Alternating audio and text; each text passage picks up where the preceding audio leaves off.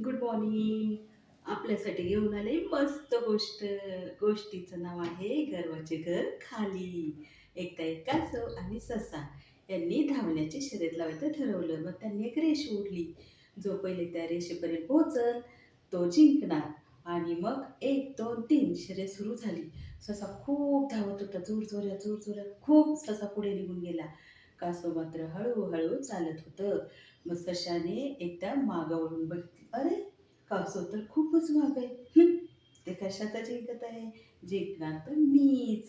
चला, तेवपर्यंत मी एक मस्त झोप घेतो. आणि ससा एका झाडाखाली मस्त झोपी गेला.